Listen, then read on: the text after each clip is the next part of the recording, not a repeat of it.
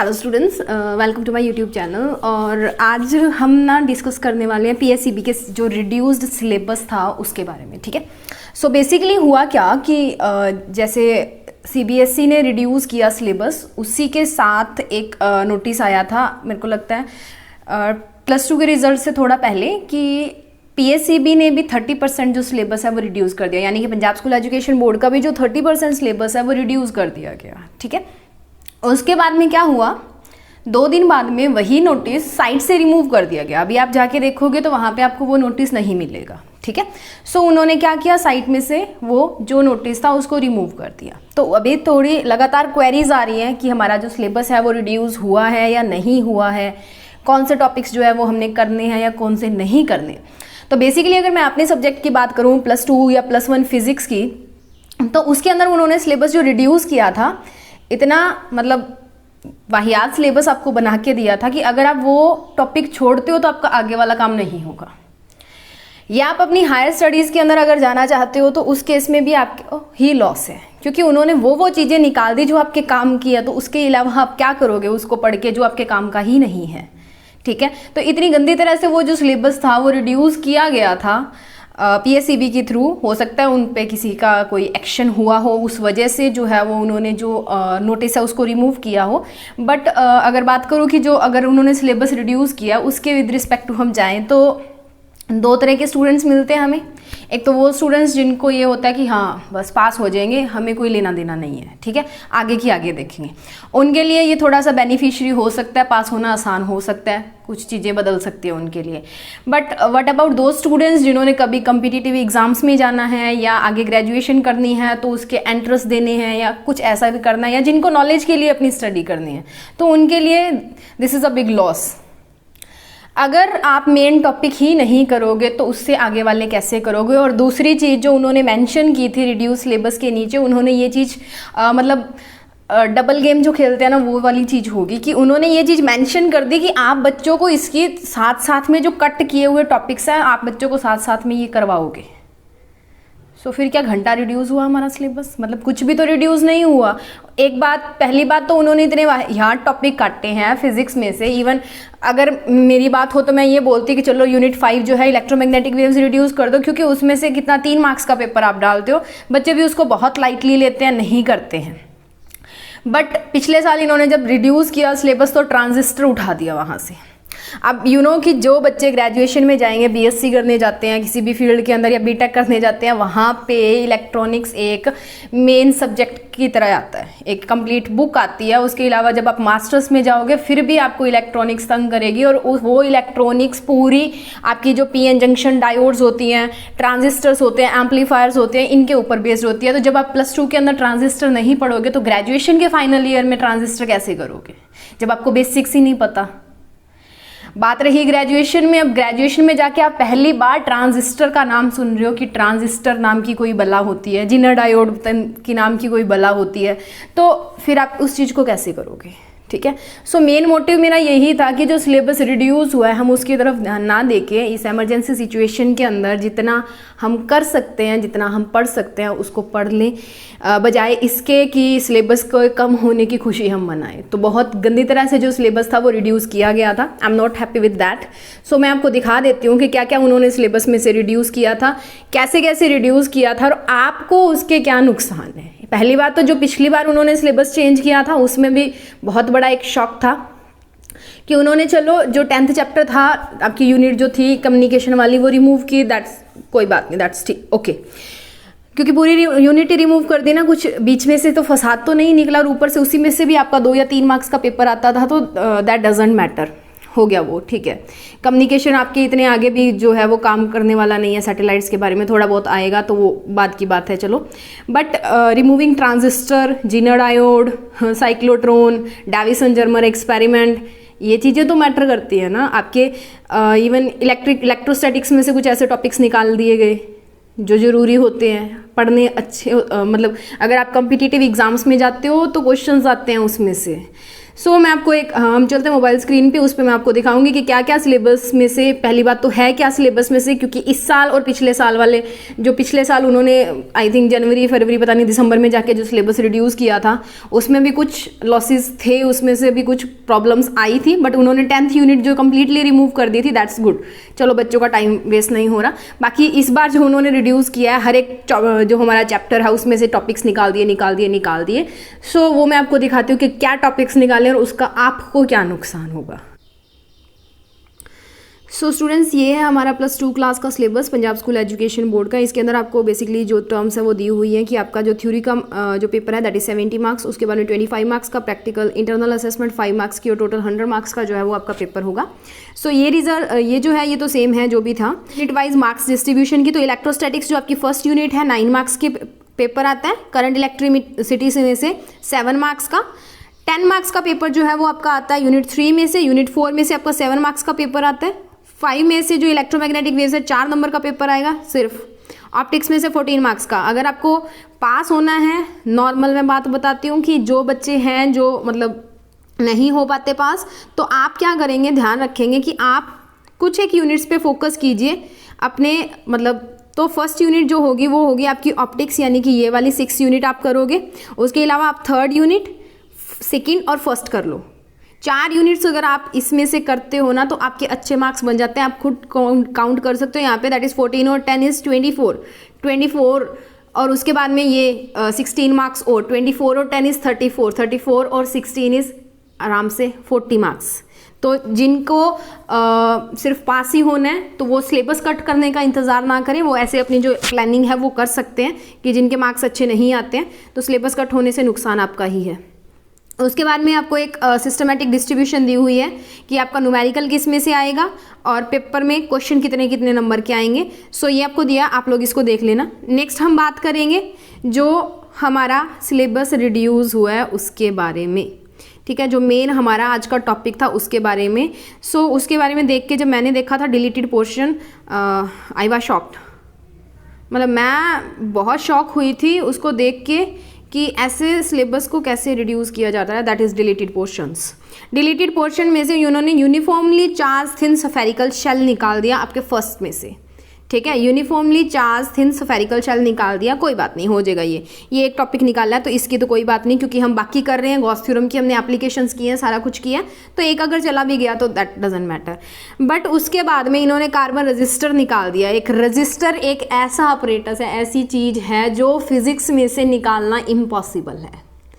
जब आपको रजिस्टर्स दिखाए जाएंगे ना तो उनके ऊपर अलग अलग कोड कलर्स होते हैं, तो उन्हीं कलर से जो बंदा है वो डिटरमाइन करता है कि वो कितनी ओम का रजिस्टर है, ठीक है। जब मैंने आपको कलर कोड्स ऑफ रजिस्टर्स करवाए थे तब मैंने आपको बताया था, बीबी रॉय वाला भी आपको एक ट्रिक करवाई थी। उसके अलावा मैंने बताया था कि कैसे आपने कलर जो है उनसे देखना है कि कितने ओम का आपका रजिस्टर बनता है।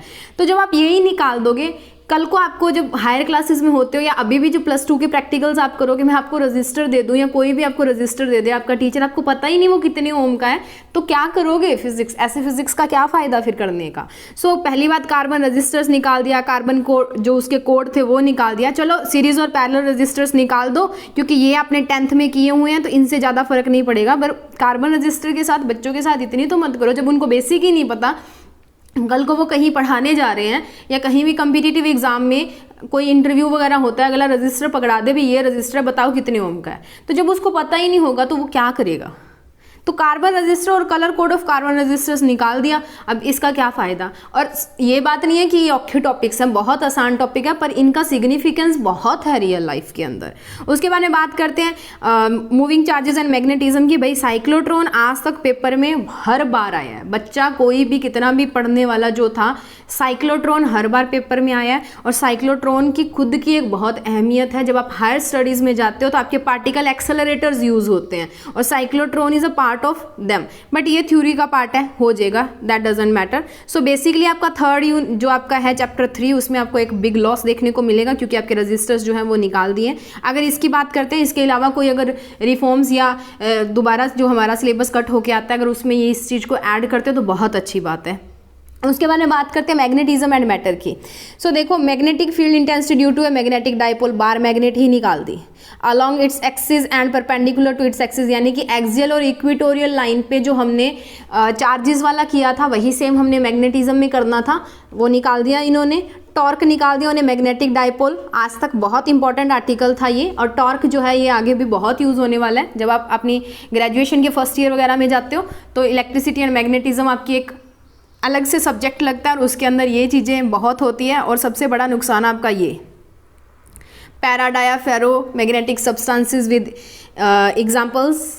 उसके बाद में ये तो आपका मतलब पूरा ही कर दिया। आगे जब भी जाओगे, चाहे आप इलेक्ट्रॉनिक्स पढ़ रहे हो चाहे आप फिजिक्स की कोई भी ब्रांच पढ़ रहे हो, that para dia and ferro will effect, बहुत ज़्यादा इफेक्ट करने वाले थे ये।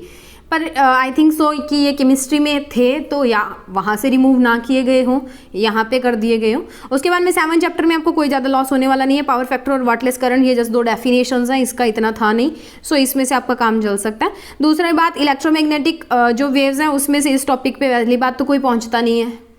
दूसरी बात, कोई अगर पहुंच जाता है, अगर क्लास में करवाया जाता तो बच्चे नहीं करते, क्योंकि एक 4 नंबर का क्वेश्चन या 4 नंबर का पेपर आना होता है, उसमें से वो जो है पता होता है कि कौन सा क्वेश्चन आता है। First is applications of electromagnetic waves and second one is जो आपका इलेक्ट्रोमैग्नेटिक स्पेक्ट्रा है, उसको या तो आपने इंक्रीजिंग वेवलेंथ या इंक्रीजिंग फ्रीक्वेंसी या असेंडिंग या डिसेंडिंग ऑर्डर के अंदर अरेंज करना होता है। तो वो मैं आपको ट्रिक की मदद से बता चुकी हूँ, तो उसे करना कोई इतना मुश्किल नहीं है। तो इसमें से जो आपकी इलेक्ट्रोमैग्नेटिक वेव्स जो हैं वो तो उड़ गई, ठीक है। सो उसके बाद बात करते हैं ray optics and optical instruments की। भाई रिफ्लेक्शन ऑफ लाइट निकाल दिया, जो ऑप्टिक्स का पहला ही फिनोमिना है जिसका आपके जो प्रैक्टिकल्स हैं उसके अंदर भी आपको दिया हुआ है, वही निकाल दिया। रिफ्लेक्शन निकाल दी, जो मेन पिलर्स है वही निकाल दिया। सफेरिकल मिरर्स निकाल दिए, मिरर फॉर्मूला निकाल दिया। मतलब जो भी आप आगे यूज़ करने वाले हो ना अपनी हायर स्टडीज़ के अंदर, सारा कुछ निकाल दिया इन्होंने। मिरर्स निकाल दिए, सफेरिकल मिरर्स। उसके बाद में स्कैटरिंग ऑफ लाइट निकाल दिया। चलो ये आपने पढ़ा हुआ था 10th क्लास में, सनराइज और सनसेट वाला क्यों होता है, बट इसकी आप देखो ना कि रियल लाइफ के अंदर तो एग्जांपल है scattering of light. Blue colour of sky क्यों होता है, रेडिश कलर का स्काई क्यों होता है जब सनसेट होता है, या तो इनकी एग्जांपल्स है। चलो ये हम बता भी सकते हैं। But next is very very very very big loss. अब ये बिग लॉस क्या है कि ये है resolving power of microscope, astronomical telescope, polarisation, plane polarise light, Brewster law, uses of plane polarise light. ये जो है ना, ये अगर आप पंजाब यूनिवर्सिटी की बीएससी करते हो या किसी भी यूनिवर्सिटी से आप बीएससी करते हो तो वहाँ पे आपकी एक बुक और एक आपका सब्जेक्ट लगता है complete, that is optics, second year के अंदर। सारा ही उसके अंदर जो आपकी 6 यूनिट है ना वो आती है। तो अब 6 यूनिट में से आपने पोलराइजेशन निकाल ही दिया और वहाँ पे एक पूरा पोलराइजेशन का चैप्टर है, ठीक है। तो रिजॉल्विंग पावर आपने निकाल दी। रिजॉल्विंग पावर की खुद की एक फिजिकल सिग्निफिकेंस बहुत है कि जब भी आप कोई कैमरा लेते हो या कोई इमेज आपकी ब्लर आती है, वो क्यों आती है, इसके सारे जो फंडा थे वो रिजॉल्विंग पावर के ऊपर बेस्ड थे। बट इन्होंने क्या किया है, उसको भी निकाल दिया। सो ये आपका एक लॉस और है, इसको आप देख लीजिए। उसके बाद में बात करते हैं dual nature of radiation and matter, Davisson Germer experiment. जब हम फोटो इलेक्ट्रिक इफेक्ट की बात करते हैं तो उसका नींव जो है वो इसी से हमारे पास आएगी। बट फिर भी चलो, डेविसन जर्मर अगर निकाल भी दिया, ये पहले पेपर में आता होता था पूरा फोटो इलेक्ट्रिक का इफेक्ट का। जब आप फिनोमिना एक्सप्लेन करोगे कैसे वो NO2 कैथोड जो फोटो इलेक्ट्रॉन्स हैं वो जाते हैं, तो उसके अंदर डेविसन जर्मर ने एक्सपेरिमेंट प्रूव करके दिया था। और जब हम उसका एक्सपेरिमेंट ही नहीं करेंगे तो हम सीधे भाग के छलांग लगा के फोटो इलेक्ट्रिक इफेक्ट पे कैसे पहुंचेंगे, जब पता ही नहीं कि वो है, कहाँ से आया, कैसे आया, क्यों आया। तो डेविसन जर्मर निकाल दिया, इनकी मर्जी भाई। उसके बाद में बात करते हैं न्यूक्लियई की। रेडियो एक्टिविटी निकाल दी, अल्फा बीटा और गामा पार्टिकल्स निकाल दिए, उनकी रेज और उनकी प्रॉपर्टी निकाल दी। रेडियो एक्टिव डीके लॉ भी निकाल दिया, हाफ लाइफ और मीन लाइफ भी निकाल दिया, बाइंडिंग एनर्जी पर न्यूक्लियन भी निकाल दिया, and it's variation with mass number भी निकाल दिया। और ये सारे टॉपिक्स बीएससी के अंदर हैं। आपके बीएससी फाइनल ईयर में न्यूक्लियर फिजिक्स लगेगी आपकी, और उसके अंदर ये सारे टॉपिक्स हैं। और यहाँ पे फिर इन्होंने बेड़ा गर्क जो है वो कर दिया, ठीक है। Radio activity is a most important topic in physics. उसके बाद में अल्फा बीटा और गामा पार्टिकल्स क्या होते हैं, कैसे उनकी रिएक्शंस होती हैं, वो भी बहुत इंपॉर्टेंट होता है। उसके अलावा बाइंडिंग एनर्जी पर न्यूक्लियन, ये एक पूरा टॉपिक है, मेरे को अभी भी याद है बीएससी फाइनल के अंदर, आपकी हायर स्टडीज़ के अंदर। और हाफ लाइफ और मीन लाइफ निकाल दी तो मतलब आपकी लाइफ का कोई है नहीं। उसके बाद में सबसे बुरी बात जो पिछले साल भी हुई थी और इस बार डबल होगी आपके पास कि जो सेमीकंडक्टर इलेक्ट्रॉनिक्स है उसमें से मटेरियल डिवाइसेस और सिंपल सर्किट इन्होंने निकाल दिया, मतलब कुछ भी बेसिक नहीं करना। ओके उसके बाद में क्या किया इन्होंने, जीनर डायोड और उसके कैरेक्टरिस्टिक्स निकाल दिए, Zener diode as a voltage regulator निकाल दिया। दोनों टॉपिक्स हायर स्टडीज़ के अंदर आते हैं। इसके अलावा अगर मैं आपको यहाँ पे दिखाऊँ ना कि इन्होंने पिछले साल क्या किया था, तो पिछले साल इन्होंने ये किया कि जो आपका लास्ट यूनिट है that is 9th unit, that is electronic जो हमारी डायोड है, उसमें से इन्होंने क्या किया, जो आपकी ट्रांजिस्टर एम्पलीफायर हैं दोनों निकाल दिए। रेक्टिफायर तक रखा और ट्रांजिस्टर और एम्पलीफायर आगे की इलेक्ट्रॉनिक्स जब आप करोगे अपनी हायर स्टडीज़ के अंदर तो बहुत काम आने वाले हैं। सो यहाँ पे इन्होंने क्या किया कि ट्रांजिस्टर निकाल दिए, सबसे बड़ा धक्का। उसके बाद में इन्होंने रेक्टिफायर्स रखे हैं, बाकी जो डायोड थी जीनर डायोड और ये नीचे वाले 2 टॉपिक्स हैं ये भी इन्होंने कट करवा दिए। सो बेसिकली इलेक्ट्रॉनिक्स करने का कोई फ़ायदा नहीं है क्योंकि इन्होंने सारा बेड़ा गर्क यहाँ पे करके छोड़ दिया। सो अगर आपके पास टाइम है तो इन टॉपिक्स को कर लीजिए क्योंकि ये आगे जाके ना फिर मतलब यही बोलेंगे कि बेसिक्स क्लियर नहीं है तो फिर घूमते रहना, क्योंकि इस साल तो कोरोना है, हर साल कोरोना नहीं रहता, ठीक है। अब थोड़े दिनों में जब सिचुएशंस नॉर्मल हो जाएंगी तो उसके बाद क्या होगा। सो नई जो एजुकेशन पॉलिसी आई है उसके अंदर आपकी ग्रेजुएशन 4 साल की कर दी गई है, तो आप सोचो कि उसके अंदर फिर आपको ये जो चीज़ें हैं उसका भुगतान भी आपको करना पड़ेगा। सो एक रिक्वेस्ट ही मान लो कि जितना आपको करवाया जाता है या जितना आप कर सकते हो ना सिलेबस को, जितने टॉपिक्स आपको दिए हुए हैं आपकी बुक्स के अंदर उनको कीजिए, क्योंकि कोई भी टॉपिक फालतू नहीं है। अगर निकालना है तो पूरा टॉपिक ही निकाल दो ना कि काम ही ना रहे उसका। अब क्या बीच में ला के छोड़ दिया, अभी नहीं करवाएंगे तो भी गए, करवा दिया तो उसका कोई फ़ायदा नहीं, क्योंकि स्टूडेंट्स और हमेशा मोस्टली जो टीचर्स होते हैं वो सिलेबस बेस्ड ही करवाते हैं और तो ये सिलेबस तो लेके डूबने वाला काम ही करेगा। So this is all about +2 का जो सिलेबस था PSEB का, जो मतलब रिड्यूस हुआ था बोला है। अभी हो सकता है कि नोटिस अगर रिमूव उन्होंने किया तो कुछ उसके अंदर रिवेरिफिकेशंस करके उसके बाद में वो दोबारा इस नोटिस को डालें। बट इसी नोटिस को लेके काफ़ी जो क्वेरीज हैं वो आ रही थी बच्चों की कि हाँ फलाने सब्जेक्ट का रिमूव हो गया, हमारा हुआ या नहीं हुआ। So this is all about. अभी ऑफिशियली कोई नोटिफिकेशन जो है वो साइट के ऊपर नहीं है, आप साइट के ऊपर जा सकते हो PSEB.ac.in। हाँ, जो इन्होंने CBSE ने रिमूव किया था वैसे नो डाउट इन्होंने रिमूव किया है, बट लॉस तो सबको है। सो यहाँ से आप इसको जाके चेक कर लेना। सो ये था आपका थोड़ा सा एक फंडा जो मेरे को थोड़ा सा डिस्कस करना था, क्योंकि पर्सनली मैं इस सिलेबस कटिंग से खुश नहीं हूँ कि आप एग्ज़ाम है वो महीना लेट करवा लो, एग्ज़ाम का जो पैटर्न है वो चेंज कर दो, 3 घंटे की जगह 2 घंटे का कर लो। तो जर्नल के जो सब्जेक्ट हैं यानी कि जैसे पंजाबी या इंग्लिश होता है उसमें से कुछ चैप्टर्स रिमूव कर दो, यानी कि ग्रामर मत करो क्योंकि वो तो बिल्डिंग ब्लॉक्स होते हैं, उसमें से कुछ चैप्टर रिमूव कर दो। इसमें से करके बर्डन कैसे कम हो जाएगा जब आपके मेन सब्जेक्ट ही यही है और इसी में से आपकी मेन चीज़ें रिमूव हो रही हैं। So this is all about your syllabus, जो बोल रहे थे कि reduce Punjab school education board ने डाला है और ऐसे रिमूव किया गया है। तो आप देख लीजिए, आपको ऊपर ही दिख रहा है determine the resistance per unit length. अब रेजिस्टेंस और फिजिक्स का जो गहरा नाता है वो तो टूट नहीं सकता, पर अब इन्होंने रिमूव कर दिया तो हम क्या कर सकते हैं, ठीक है।